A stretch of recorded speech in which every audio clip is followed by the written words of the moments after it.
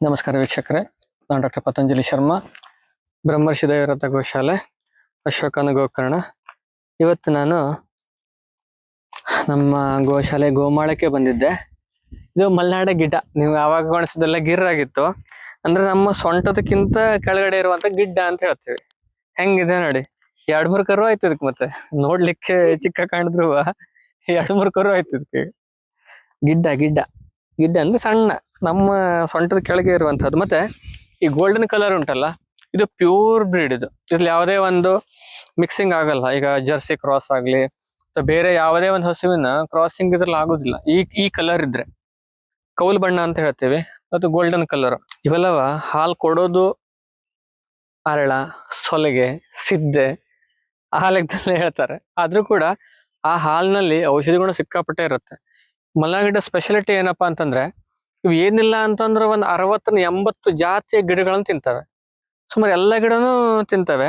ಆ ಎಲ್ಲ ಗಿಡಗಳು ಜೀರ್ಣ ಆಗೋದು ಔಷಧಿ ರೂಪದಲ್ಲಿ ಹಾಲಿನಲ್ಲಿ, ಮೂತ್ರದಲ್ಲಿ ಹಾಗೂ ಸಗಣಿಯಲ್ಲಿ, ಗೋಮಯದಲ್ಲಿ ಬರುವಂತಹದ್ದು.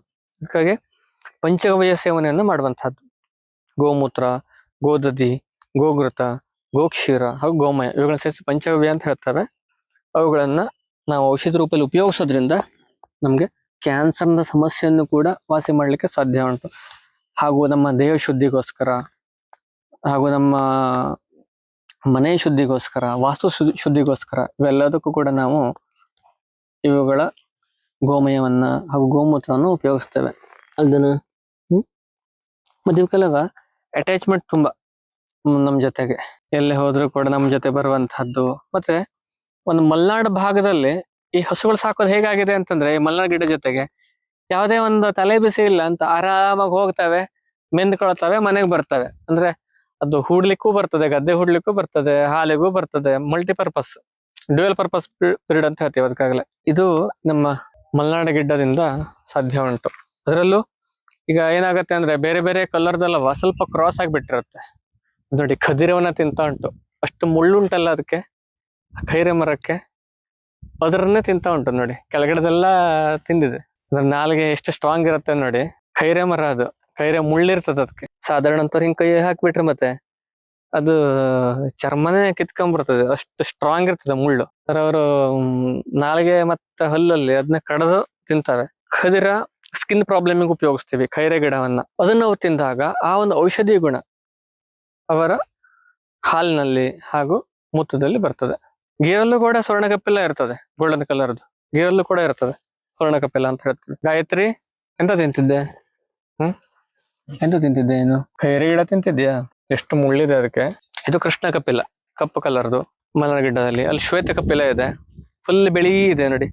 ಕೂದ್ಲು ರೆಪ್ಪೆವರೆಗೂ ಬಿಳಿನೇ ಅದ್ರದ್ದು, ಅಷ್ಟು ಬಿಳಿ ಇರುತ್ತೆ. ಇದು ಸ್ವರ್ಣ ಕಪಿಲ.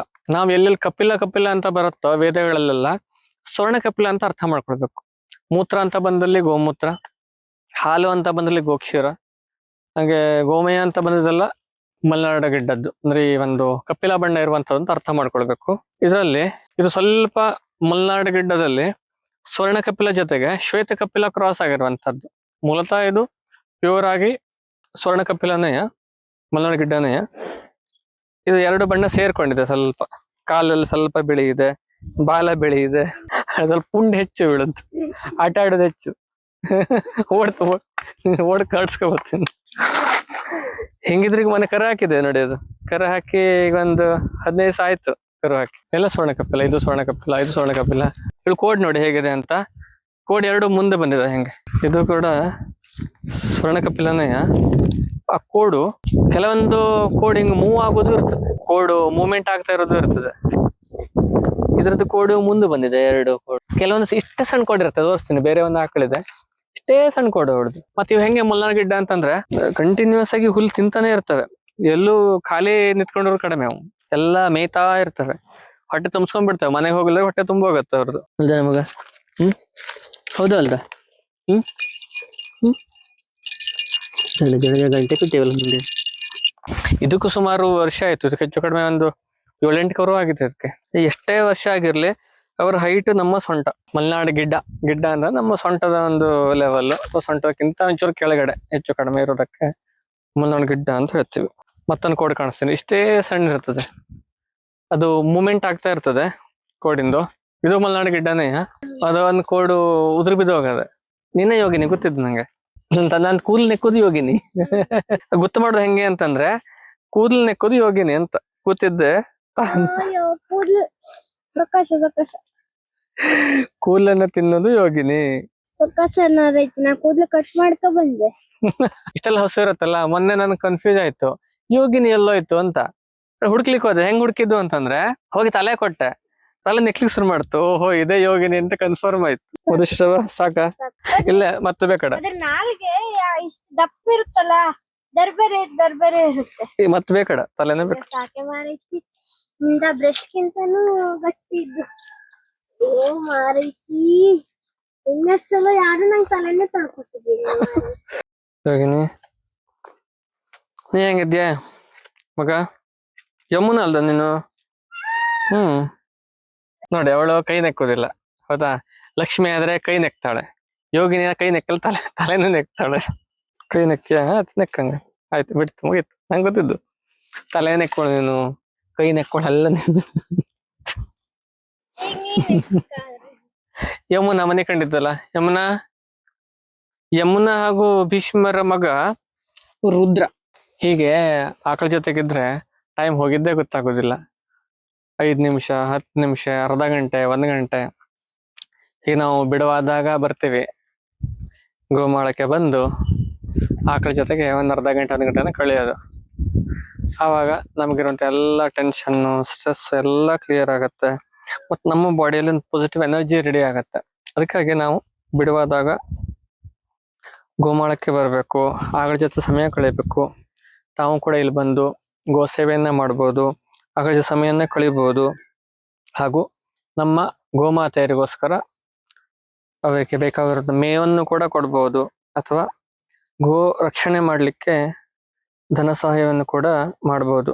ನಮ್ಮ ಗೋಶಾಲೆ 12A ಹಾಗೂ ATG ಅಲ್ಲಿ ರಿಜಿಸ್ಟ್ರೇಷನ್ ಆಗಿರೋದ್ರಿಂದ ನಿಮಗೆ ಟ್ಯಾಕ್ಸ್ ಬೆನಿಫಿಟ್ ಕೂಡ ಬರ್ತದೆ. NGO ದರ್ಪಣದಲ್ಲಿ ರಿಜಿಸ್ಟ್ರೇಷನ್ ಆಗಿದೆ. ಅವುಗಳೆಲ್ಲದರ ಪ್ರಯೋಜನ ಕೂಡ ನೀವು ಪಡ್ಕೋಬಹುದು. ಈ ಒಂದು ಕಾರ್ಪೊರೇಟ್ ಫಂಡ್ ಅನ್ನು ಕೂಡ ನಮ್ಮ ಗೋಶಾಲೆಗೆ ಕೊಡಬಹುದು. CSR ಸರ್ಟಿಫೈಡ್ ಆಗಿದೆ ನಮ್ಮ ಒಂದು ಬ್ರಹ್ಮರ್ಷಿ ದೈವರಥ ಗೋಶಾಲೆ.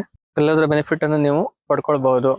ಹೀಗೆ ನೀವು ಗೋರಕ್ಷಣೆಯಲ್ಲಿ, ಪಶುಸಂಗೋಪನೆಯಲ್ಲಿ ಕಾಂಟ್ರಿಬ್ಯೂಷನ್ ಅನ್ನ ಮಾಡಬಹುದು. ಅವೆಲ್ಲ ನಮ್ಮ ಗೋಮಾತೆಯರಿಗೆ ತುಂಬಾ ಅನುಕೂಲವಾಗುತ್ತೆ, ಹಾಗೂ ಮತ್ತು ಹೆಚ್ಚಿನ ಒಂದು ಗೋ ಸಂರಕ್ಷಣೆ ಮಾಡಲಿಕ್ಕೆ ನಮಗೆ ತುಂಬಾ ಪ್ರಯೋಜನ ಆಗುತ್ತೆ. ಮತ್ತೆ ಬಿಡುವಾದಾಗ ಮತ್ತೆ ನಾನು ಗೋಮಾಳದಲ್ಲಿ ಬಂದು ನಮ್ಮೆಲ್ಲ ಗೋಮಾತೆ ದರ್ಶನವನ್ನ ಮಾಡಿಸ್ತೇನೆ. ನಮ್ಮ ಗೋಶಾಲೆ ಚಾನೆಲ್ನ ಸಬ್ಸ್ಕ್ರೈಬ್ ಮಾಡಿಲ್ಲ ಅಂತಂದ್ರೆ ಸಬ್ಸ್ಕ್ರೈಬ್ ಮಾಡ್ಕೊಳ್ಳಿ.